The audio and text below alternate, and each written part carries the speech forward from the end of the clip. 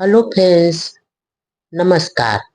सतगुरु कबीर साहब का मुख्य ग्रंथ बीजक भाग 2। साखी जीव शिव सब प्रगटे, वै ठाकुर सब दास। कबीर और जाने नाहीं, एक राम नाम की आस। कबीर दास जी कहते हैं कि जीव से ही शिव अर्थात ईश्वर की कल्पना हुई और वही कल्पित शब्द ठाकुर यानी स्वामी बन बैठे। बाकी सब स्वयं ही उनके दास बन गए। जबकि मैं किसी अन्य को नहीं जानता और केवल आत्मा राम नाम की ही आस लगाए रहता। तात्पर्य यह है कि अन्यथा जिसकी शरण में सबको जाना ही है, उसे क्यों ना पहले से ही अपना इष्ट बनाकर अपना लिया जाए और उन्हीं की स्तुति की जाए। रामैनी प्रथम चरण गुर कीन्ह विचारा, करता गावे सृजनहारा।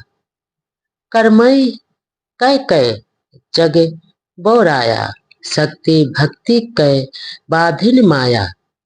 अद्भुत रूप जात की वाणी, उपजी प्रीति रामैनी ठानी।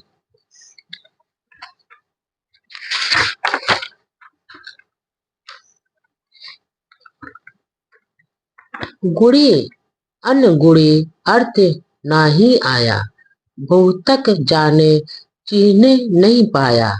जो चीन्हे ताको निर्मल अंगा, अन चीन्हे नर भय पतंगा। जगत गुरु यानी ब्रह्मा जी ने सर्वप्रथम यह विचार किया कि जगत का निर्माता कौन है। वे काल्पनिक ईश्वर का गुणगान करने लगे।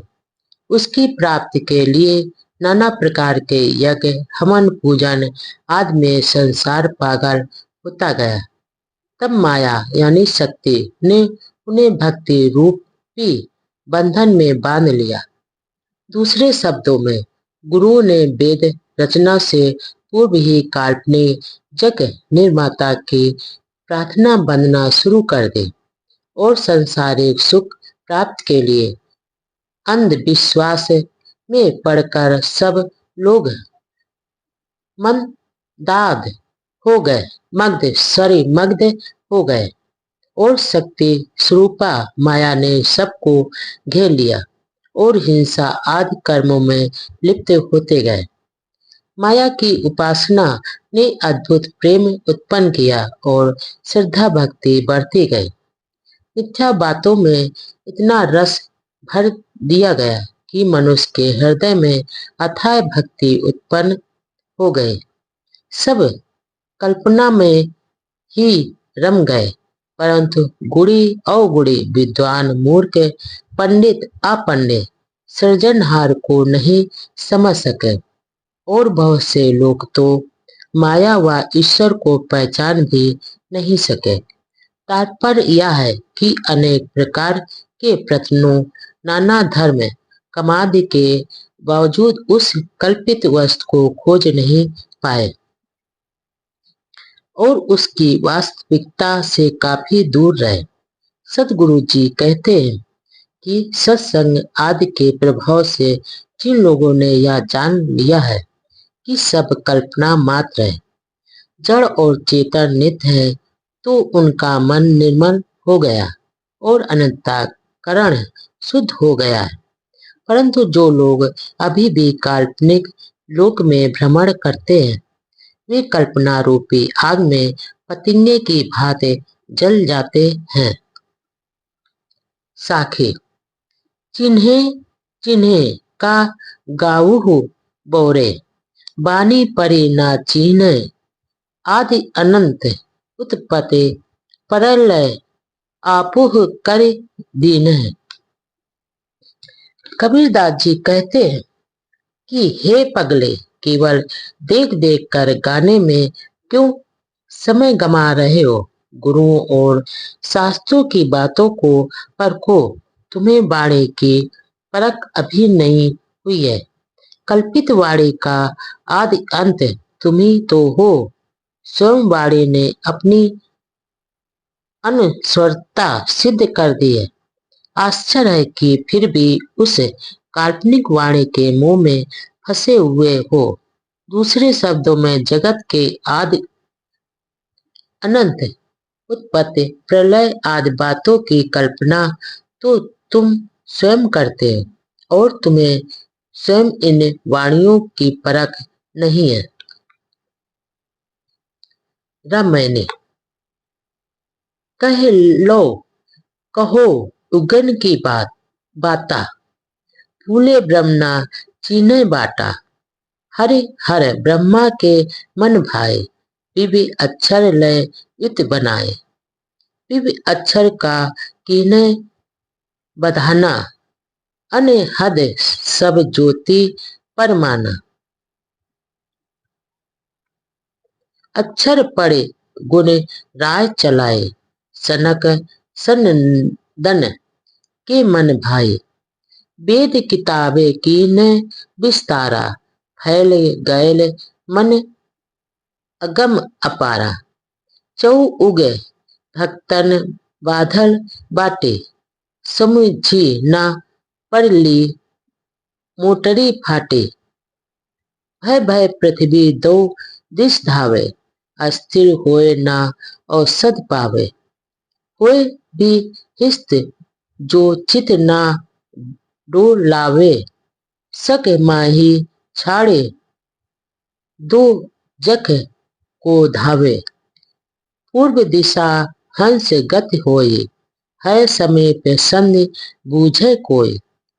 भक्ता भक्तक कीने सिंगारा, बूढ़ी गैल सब माझल धारा।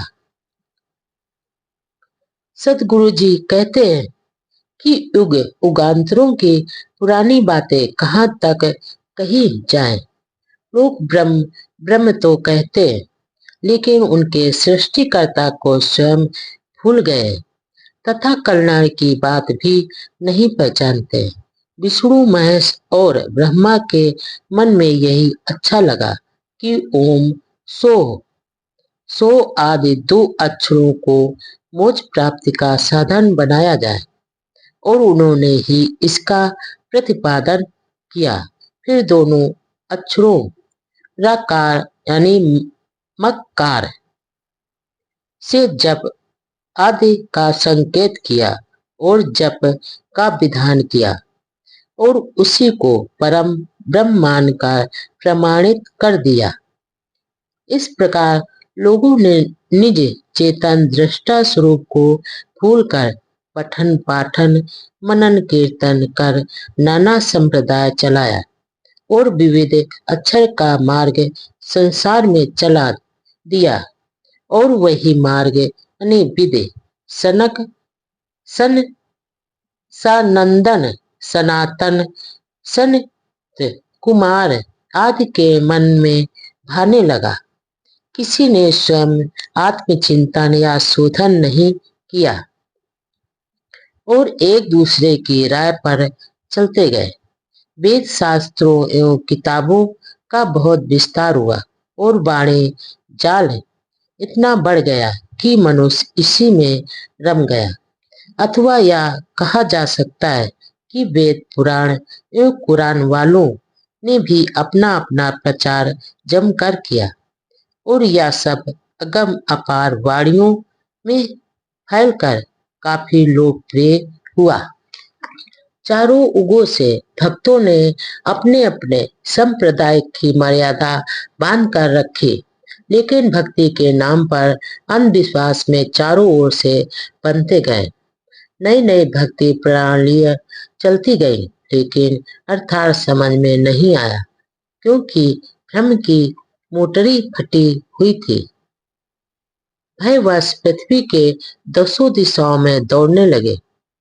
स्वयं कल्याण हेतु तीर्थ व्रत धाम आदि करने लगे, लेकिन स्थिरता नहीं मिली और न ही औषधि प्राप्त हुई। तात्पर्य यह है कि मनुष्य तो आत्मज्ञान सत्संग ज्ञान न होने से भावी विनाश के भय से अपनी रक्षा के लिए तीर्थों और शास्त्रों में पढ़ता गया, परंतु बोध यानी संतुष्टि रूपी औषधि नहीं मिली। यदि चित्त यानी मन को चैतन्य में स्थिर करे तो सदगति अवश्य होगी, अपितु अधोगति कर्तव्य से सदगति नहीं मिल सकती और नरक में जाना पड़ सकता है। तात्पर्य यह है कि मनुष्य मन को बाहरी विषयों या परोक्ष कल्पनाओं में ना भटका कर अपने आप में आ जाए तो उसका स्वर्ग यही है, वरना आत्मा स्वरूप को भूलकर विषय भोग एवं मनः कल्पना रूपी नरक में दौड़ता है। हंस की चाल पूर्व दिशा की ओर ही होती है, अर्थात ज्ञान मार्ग पर चलता है, जबकि भावार्थ यह है कि पूर्व दिशा यानी पूर्ववत यानी प्रथमावस्था में ही रमे रहोगे तो अवश्य मुक्ति मिलेगी, क्योंकि संधि समीप में ही है। कोई पहचानने वाला यानी गुरु होना चाहिए। यह बोध यानी संतुष्टि तो समीप ही है, परंतु इस रहस्य को कौन समझाए। भक्तों को भक्ति की धुन लगी रहती है, उसी में खोए रहते हैं, उसी का श्रृंगार करते हैं, स्वरूप का विचार नहीं करते, जिसके कारण कल्पना रूपी समुद्र में डूब जाते हैं। दूसरे शब्दों में संसार में अधिकतम लोग किसी परोक्ष कल्पित देव के ही भक्त होते हैं। अतः रात दिन भक्ति का ही श्रृंगार करते हैं और कल्पनाओं की बीच धारा में डूब जाते हैं।